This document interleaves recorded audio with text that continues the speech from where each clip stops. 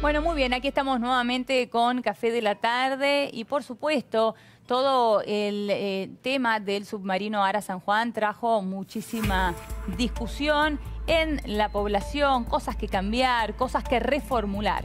Y creencias, ¿no? Estos, bueno, mitos que muchas veces se generan en torno a situaciones traumáticas, como lo fue sin duda, como lo es, todavía lo es, el tema de la desaparición del submarino y aquello que, bueno, uno cree, tiene la percepción de que quizás alguien sabe algo más de lo que dice, y bueno, todas estas cosas que van pasando en la sociedad civil. De eso vamos a hablar ahora. Exactamente, y uno de los datos que publicó Sergio Doval justamente este fin de semana en el diario La Nación, el 41% de la gente cree que la Armada sabe qué pasó y no lo cuenta. Está aquí Sergio Doval con nosotros, analista político. ¿Cómo estás, consultor político? ¿Cómo estás, Sergio? Muy bien, ustedes, muchas gracias.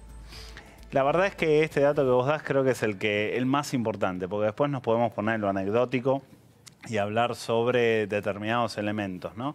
Pero creo que ese es el dato más importante porque lo que demuestra es que hay una falta de confianza en las instituciones y en los líderes políticos.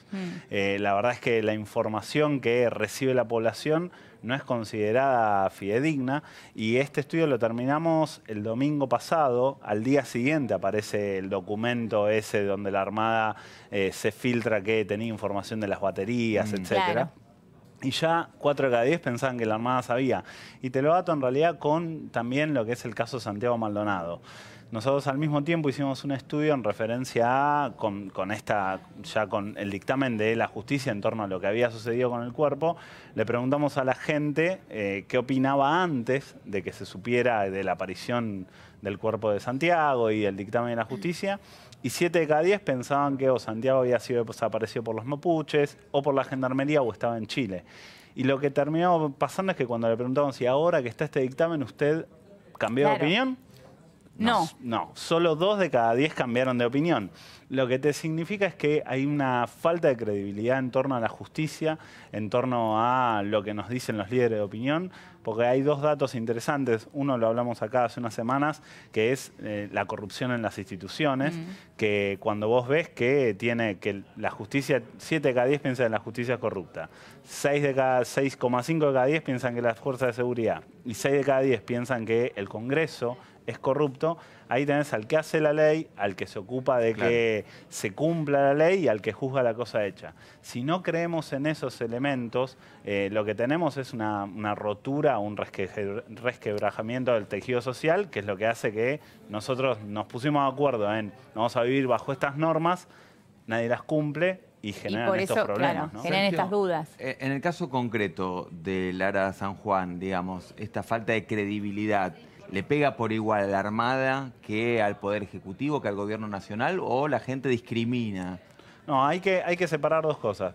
El Ejecutivo del presidente, de la figura del presidente y de los distintos actores del gobierno y de la Armada. El ministro Aguad, por ejemplo. Aguad, sí, lo que pasa es que Aguad, en términos de conocimiento público, nadie sabe quién es. Bajo, claro, es muy bajo. Sí, la figura del ministro. Y ahí lo que tenés es, quizás la primera pregunta en torno a las responsabilidades gira bastante parecido, pero cuando se le pregunta respecto a quién deberían pedirle la renuncia o sobre quién debería actuar el presidente, hay un 20% que dice que deberían pedirle la renuncia al ministro, un 14% descabezar a la cúpula de la Armada y un 38% a ambos. Pero, como te decía, la imagen de gestión, este estudio fue a nivel nacional, del gobierno no se ve afectada. Un 57% sigue teniendo una imagen positiva del presidente y de la gestión, y creo que es el disfrute de estos 100 días de luna de miel que tienen, que ya van 600 y pico de días y creo que va a tener un poco más, básicamente porque la herencia recibida todavía le da cierto nivel de amortiguación de estas cuestiones de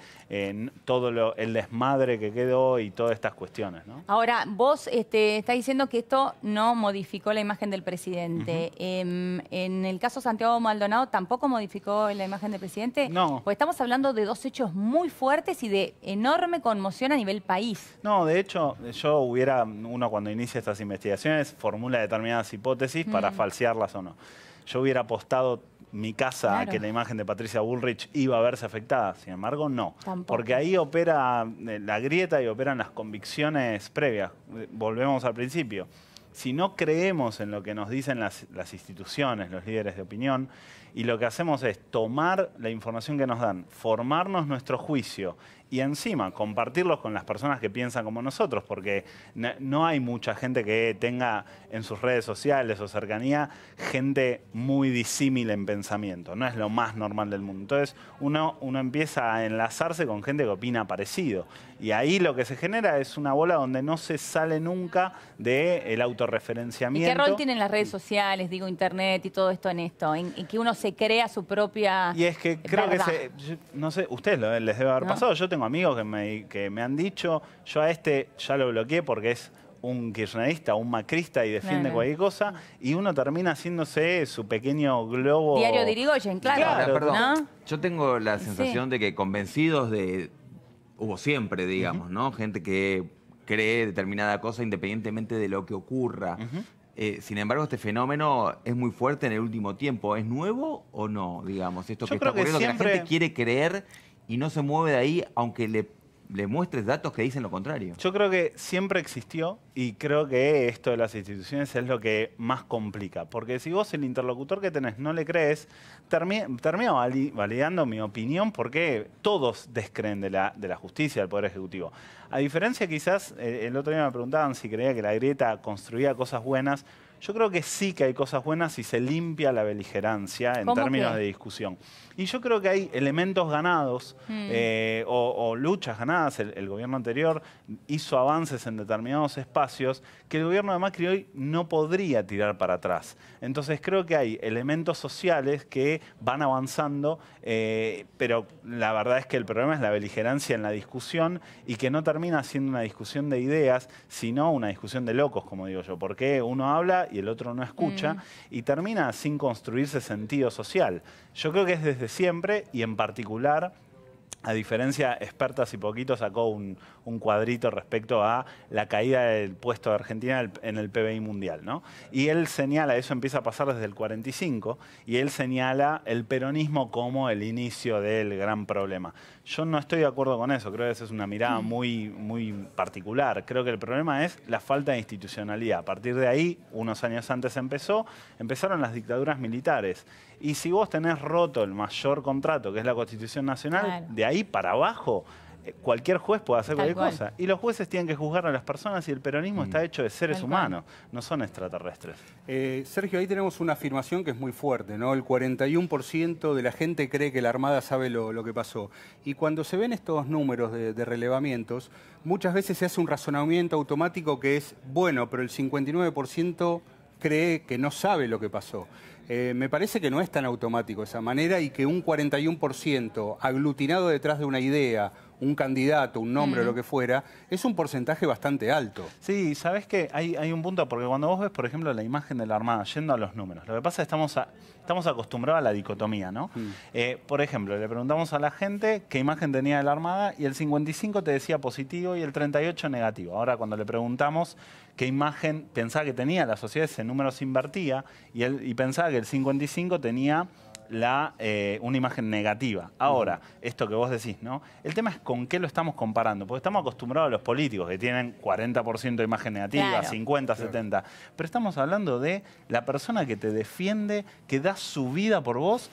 Para mí es imposible concebir un 3% de imagen negativa. Entonces, bueno, pero nuestra historia hace que sea... Eso, es que ese es el dato relevante. O sea, cuando vos lo miras, quizás el número lo pones en contexto y decís, bueno, no es tan malo porque hay un 59 que sí. Pero el problema es qué es lo que estamos analizando. ¿Pero hay un 59 que sí o qué piensa el resto? Hay un no sabe, no contesta, creo que era el orden del 8, 9, pero era un 50% que estaba muy parecido. No, perdón, 42, que confiaba en lo que decía la Armada, que no tenía información. La verdad que de todas maneras, estamos pensando en el conjunto de personas que nos defienden ante un ataque, y quizás ese dato es interesante.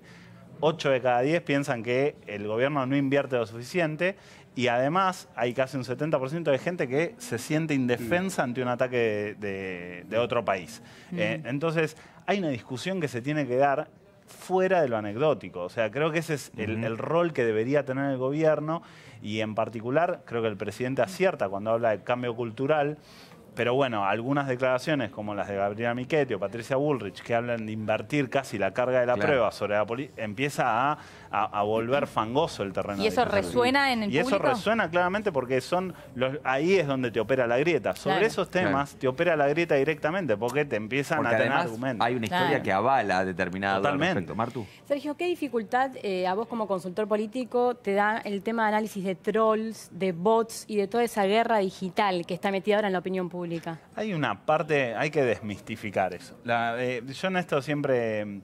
La sociedad es muchísimo más inteligente de lo que pensamos y siempre hago la misma comparativa, también hasta el manejo de los medios, ¿no? Porque si fuera así, Cristina hubiera ganado la elección anterior y el grupo Clarín quizás hubiera ganado la elección del 2011. Y no pasó así. La sociedad opera con otras herramientas y acá hay un tema fundamental que son los más jóvenes, ¿no?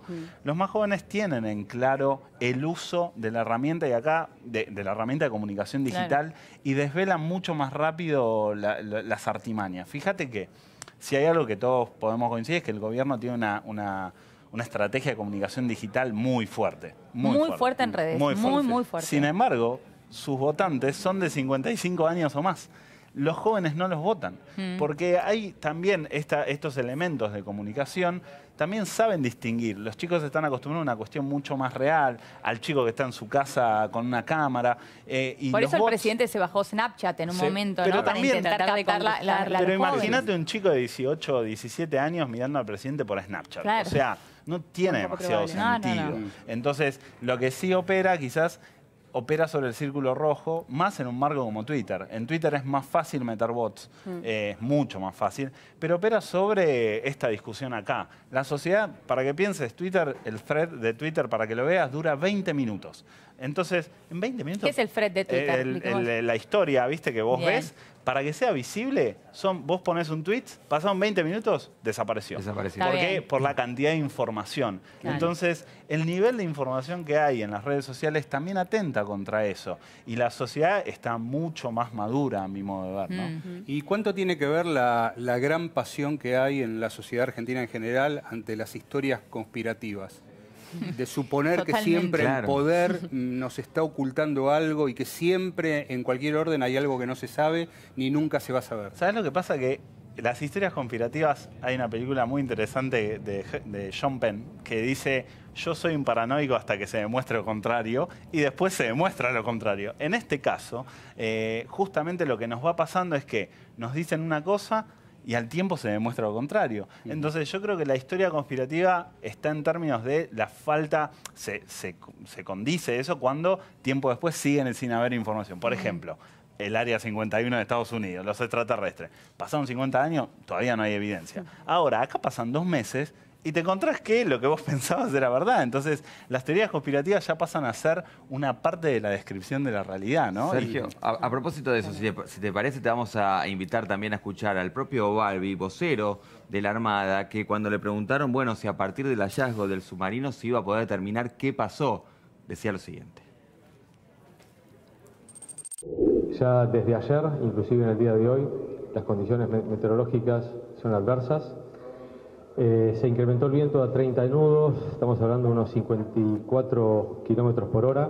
Eso generó alturas de ola de 3 metros, por lo cual la posibilidad de mantenerse en la vertical, el aviso Islas Malvinas, que es el que tiene todo el soporte técnico y el personal que está operando este ROV de origen ruso, que llega hasta 1000 metros, esa imposibilidad de mantener la vertical se dificulta la inspección visual subacua respecto a cualquier objeto o alteración del fondo que puede ser metálico o no metálico. Concretamente, ayer se intentó explorar ese segundo contacto, no hubo posibilidad y bueno, hay que esperar que mejoren las condiciones meteorológicas para poder hacerlo. Con respecto a todo el apoyo, seguimos desde el primer momento acompañando y asistiendo a las familias. Ya veníamos trabajando con el tema del Banco Nación, con la posibilidad que cobren todos los titulares. Se asignó un suboficial o un oficial exclusivamente para cada familia de los 44 tripulantes, para ese contacto cercano.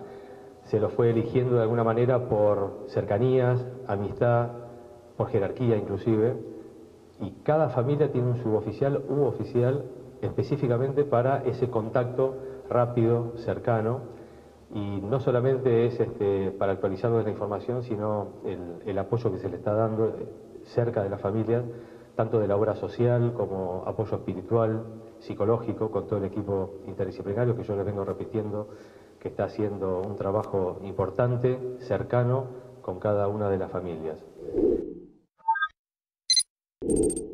Bueno, hasta allí Balbi, ¿no? Que entre una de las cosas que dijo es que la falla existió, pero que el comandante no no supo transmitir la emergencia o la urgencia. ¿Qué te deja entrever esto? Mira, quería algo de lo que me dijo Marcelo recién, que quería también refrendarlo un poquito, que es también no estamos preparados para algo que no lo podemos manejar por el contexto. Digo, había desaparecido ese avión, el Malaysia Airlines, desapareció 6 meses. Y la verdad es que la gente convivió con eso. Nosotros no estamos preparados para él.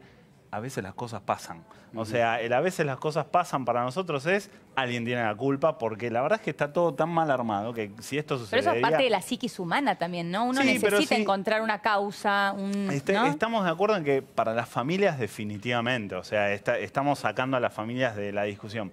Pero para la sociedad, el marco en el cual esto sucede es tan endeble por todos lados, o sea, que si el financiamiento de las fuerzas, que el desguace, que la falta de preocupación... Y la grieta en el medio. Y la grieta en el medio, que nadie está preparado para decir... pasó. O sea, porque tampoco no es como en este caso no es como la tragedia de Once. Ahí en la tragedia de Once teníamos avisos continuos, imágenes. Acá la verdad que no sabemos y... No, de hecho desconocíamos absolutamente todo, ¿no? Empezamos a empaparnos todos Yo del sinceramente tema. me enteré que teníamos submarino. O sea, Bueno, yo ni siquiera nos pasó a todos. Claro, o sea, yo no sabía ni que teníamos submarino. Sí. Entonces, creo que hay una parte que es, en este caso, empezar a buscar culpables. Ahora, ¿cómo va a operar? Creo que las familias, lo que hagan las familias de ahora en más, va a ser muy importante, porque va a empezar a dejar en relieve para la sociedad qué es lo que opinan en la cocina. Entonces, nosotros estamos lejos, estamos viendo a Balbi, escuchamos a algunos familiares, algunos más sensatos, otros que tienen toda la posibilidad de decir lo que quieran, pero cómo opere la familia en su condición de querellantes, como se han presentado, creo que va a formar opinión, y ahí igual el gobierno creo que tiene posibilidades de seguir. Pero esto que decía Balbi, que tiene que ver con que quizás no se sabe qué fue lo que ocurrió con el San Juan, de alguna manera no alimenta estas ideas conspirativas, digamos, esto que todos, bueno, acá no nos están contando toda la verdad. Totalmente, porque cuando no podés descifrar, o sea, primero lo que significa en las familias que es nunca tener conocimiento de qué pasó, la respuesta. Eso es terrible. Y lo segundo es que como sociedad, justamente, necesitamos aclaraciones. Hay en sociedades quizás más desarrolladas, hay cuestiones que no necesitan aclaraciones porque hay convenios, como hablábamos antes, que se respetan. Acá necesitamos saber si hay alguien que no metió la mano en la lata, que no hizo las cosas que debía. Necesitamos buscar responsables porque lo que nos faltan son responsables. O sea, gente que diga, yo no vi nunca. Históricamente, históricamente no vino nadie que diga, señores, esta es mi responsabilidad. Pero en este tema de teorías conspirativas y demás, digo, hoy por hoy, uno en un bar se encuentra por ahí con un mozo que todavía te dice que Yabrán está en una isla. O sea, el que quiere creer lo que quiere creer, lo cree. Y somos una sociedad un poco así, ¿no? Sí, definitivamente los seres humanos tenemos algunas cuestiones propias de poder encontrar esas explicaciones casi tiradas de los pelos. Pero sin duda que encima en esta sociedad son llamadas a la mesa todos los días porque nadie tiene la verdad, ¿no? Sí, el tema es que cuánto espacio ocupan estas ideas y estas teorías. Justamente por estos días hay mucha gente empeñada, por ejemplo, en demostrar que la Tierra es plana. Claro. ¿No? Y están poniendo... Acaba de salir una misión hace poco, un tipo que juntó plata para están poniendo toda su energía en eso, no importa cuánto se haya demostrado ya que la Tierra no es plana, pero hay gente queriendo creer eso, ¿no? Ahí es que creo que ese es el gran punto donde mi padre tenía una frase muy interesante que es no hay que discutir anécdotas. Creo que sobre la anécdota tenés un problema. Ahora, cuando vos te parás a discutir los fundamentos del armado que tenemos como sociedad, ahí la cosa cambia. Pero el problema es que pareciera que no podemos salir de eso, y creo que ahí es donde sí el presidente acierta, pero después acierta una vez, pero después hay 25 tiros que salen para otro lado, que es, hay que discutir un cambio cultural, y de esa manera tiene que haber hay que llamar a todas las fuerzas, o sea, porque el gobierno planteó desde antes de la elección que iba a dialogar. Y la verdad que no hubo mesa de diálogo todavía de nada. Creo que hay que construir mesa de diálogo. Bueno, el pacto social con los gobernadores y eso sí, lo No hubo. es una mesa de diálogo eso. ¿Por O qué sea, y en torno a que si vos como sociedad no conoces el diálogo y a vos te muestra, o sea, primero, te sentás en un acuerdo sobre un tema muy particular, de vuelta, la anécdota de la reforma tributaria. Vas a ese punto en particular y después sale un documento que encima empiezan filtraciones de que no porque no quisieron, no porque nos apretaron. O sea, las mesas de diálogo son mesas abiertas, ¿no? Y son sobre temas más generales. Después nos podemos, porque la verdad también, cuando el gobierno está en el apriete de tengo que bajar gasto, pero no invierto suficiente en Fuerzas Armadas, no invierto suficiente en tecnología. Hay que tener un acuerdo entre todos de, ok, si algo vamos a recortar, recortamos educación, recortamos ciencia, recortamos... ¿dónde tienen que ir el pero recorte? esa decisión la está tomando solo el Sergio, Ejecutivo. Quería volver al tema del impacto que ha tenido la desaparición por el momento del submarino San Juan y este no impacto por el momento en la figura del presidente. Hay una demanda de los familiares de verlo al presidente, de que él de respuestas no quedaron del todo conforme con la presencia del ministro Aguat allí en Mar del Plata dando las explicaciones del caso. Recordemos que los familiares lo que están reclamando es que otra vez se vuelva a la fase de rescate. ¿Esto puede no tener incluso impacto en la figura del presidente? Digamos, este reclamo de la familia, digo, ¿no puede crecer? Y bueno, lo que pasa es que hay que ver cómo... la verdad es que estamos en un país donde hay bombas mediáticas cada 2 días. Esa es una realidad. Entonces, el tema Santiago Maldonado, la resolución fue comido por el Ara San Juan. Después apareció el caso de los mapuches en Bariloche. Después aparece... Entonces, la verdad es que la continuidad ahí ya es responsabilidad de ustedes. No me puedo hacer cargo de que vaya a pasar. Pero y también es muy difícil porque tenemos elementos muy grandes que operan sobre la sociedad que ninguno es menor. Porque, por ejemplo, en este tema del recorte, y voy al tema de ahora se discute, el gobierno iba a mandar un recorte muy grande a las Fuerzas Armadas. Imaginemos que ahora el gobierno diga, no, bueno, pará, tenemos que volver para atrás. Y el recorte que iban a hacer a ciencia y tecnología, ¿y dónde quedó eso? Ahora ya no hablamos más. Y cada vez que pase en algún área de esa no se puede ir es como marcha que atrás, estás tapando todo el tiempo agujero, poniéndole, parches, valga la metáfora, ¿no? Ahora, Sergio, ¿vos crees que el caso del submarino se metió tanto la política y la grieta como en el caso Santiago Maldonado? Porque yo veo que hay una gran diferencia. No, yo creo que ahí la oposición, llámese porque se rescató en base a las consecuencias de lo que pasó en Santiago Maldonado. O porque los toca de algún modo. Porque los toca, no, yo creo que más, lo de Santiago también podría llegar a tocarlo, porque la verdad es que lo que sucede en el sur no pasa desde ahora, viene desde hace bastante, claro. pero ahí hubo una imagen muy fuerte, como por ejemplo la de la expresidenta hablando de la... puesta en valor justamente la vuelta creo al que mar el lío de Santiago aparece cuando Cristina agarra la remera de Santiago y la toma como causa propia. Ahí es donde empieza a operar la grieta, directamente. Pero operó muchísimo la grieta en el caso de Santiago. ¿En este no? No, en este no. Creo que la oposición o fue sensata o quedó muy golpeada por el resultado electoral y decidieron no salir. ¿Qué podría ser eso? Y otro tema es la elección. Sí. Digamos... Acá ya pasó la elección. En el caso Maldonado estaba ahí adelante. No, por eso, la elección, pero creo que igualmente la oposición, ahí no hay grieta. Le preguntamos a la gente si cree que los políticos están interesados en la resolución de los casos o en sacar ventaja para su propio molino. Y el 84% cree que no le interesa resolver el caso, sino sacar ventaja. ¿No? Lo que pasa es que también vivimos en un país donde los casos nunca terminan. Nunca hay, por ejemplo, un informe final de nada. No, y en me parece que este es un caso que una vez que se resuelva todo y se descubra todo, aunque no haya un culpable en particular, pero imagino que la Armada hará un informe final y con eso se cerrará como alguna vez se tuvo que haber cerrado Cromañón o alguna de las grandes desgracias argentinas. Pero es que ese es el punto, ¿no? Vos vas a un informe, si hay un informe ejemplar mundialmente y del cual los argentinos tenemos que estar orgullosos, es el nunca más. Claro. Después del nunca más pasaron 8 años y hubo un indulto. Entonces, es difícil tener una... Vos decís, bueno, vamos a ponernos todos de acuerdo, hacemos esto. Y pasan 10 años y de repente todo eso sobre lo que nos pusimos de acuerdo, damos vuelta a la página y seguimos para adelante. Entonces, es muy fuerte porque si pensás sobre ese hecho histórico del cual nuestros compatriotas, hubo miles y miles de compatriotas que o fueron desaparecidos o sufrieron el golpe del Estado, hoy estamos discutiendo Sergio, eso. La desinversión en las Fuerzas Armadas viene también de un contexto. Totalmente, También hubo buena parte de la población que avaló este tipo de política porque, bueno, estamos en otro contexto geopolítico. La Argentina quizás hoy no tiene hipótesis de conflicto con países limítrofes. Lo que ocurrió, la historia propia nuestra de Argentina. Te doy un dato que es interesante del pedido de orden de la sociedad, que no es lo mismo de libertinaje o represión, ¿no? Pero nosotros hacemos un análisis de confianza en las instituciones y del año del 2016 a este año, el que más subió en confianza fue la Gendarmería. Y lo hicimos en el medio de Maldonado. ¿En serio? Sí, subió un 13% la confianza, lo que habla... No, pero yo te hubiese creído antes de Maldonado, pero en el medio el medio de Maldonado fue hecho a nivel nacional y subió un 13%. Y eso lo que habla también es de un pedido de ordenamiento de la sociedad. O sea, nosotros en este estudio de política hace unas semanas, cuando preguntamos, por ejemplo, qué le venía a la mente con la palabra peronismo, aparecía asociación ilícita, descontrol, desmanes, robo, en un 40 y pico %, ¿no?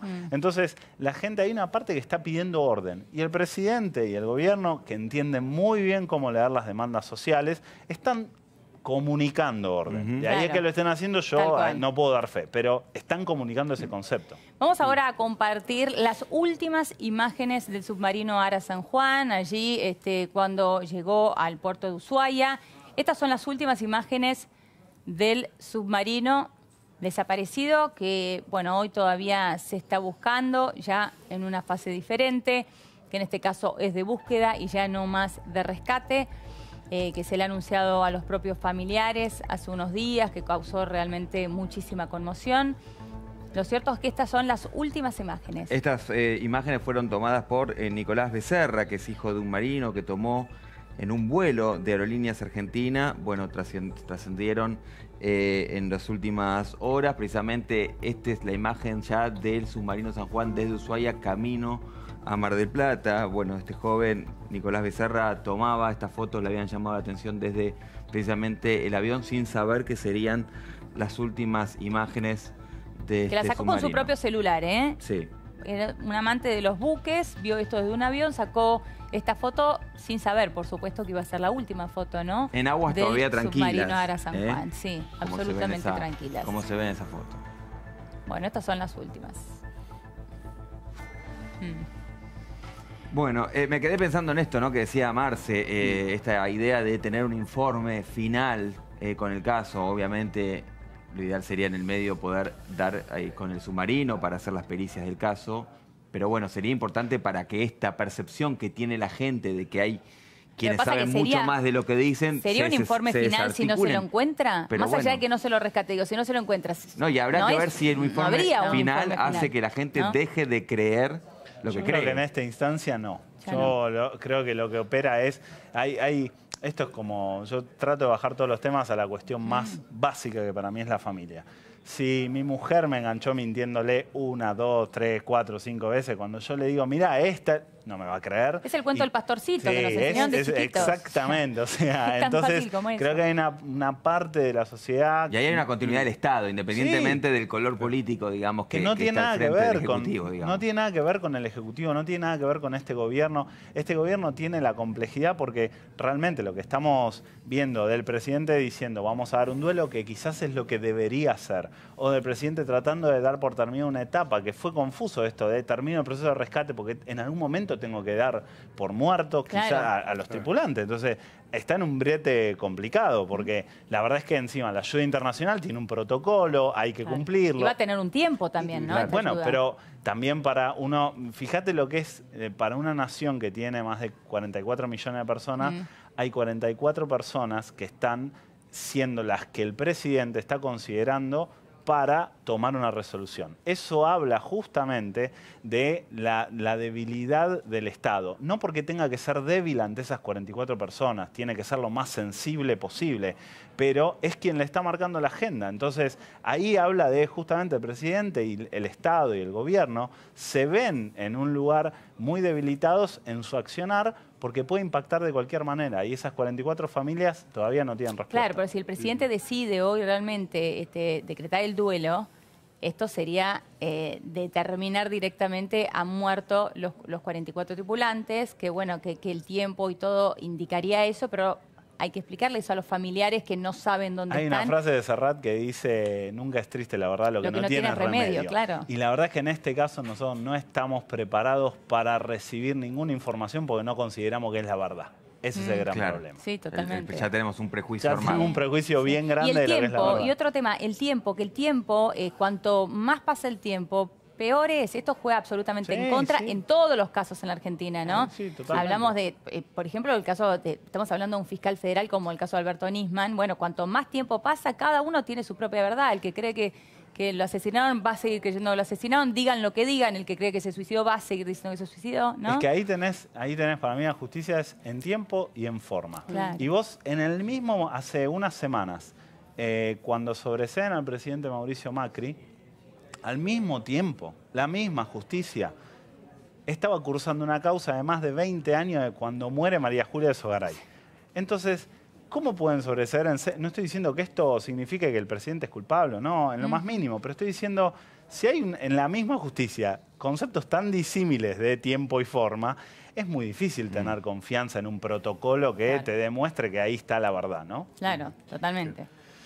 Bueno, Sergio, nos dejás más preguntas que respuestas. Perdón. No, pero está buenísimo siempre está charlar bueno con y está vos, bueno analizarlo y hablarlo y debatirlo, es interesante. Muchas gracias, Sergio. Muchas gracias a ustedes. Muchísimas gracias. Bueno, hora de regreso. Exactamente. Cuando hablamos de regreso, hablamos de Juan Pablo Zanotto, por supuesto. Juanpi, buenas tardes. Muy buenas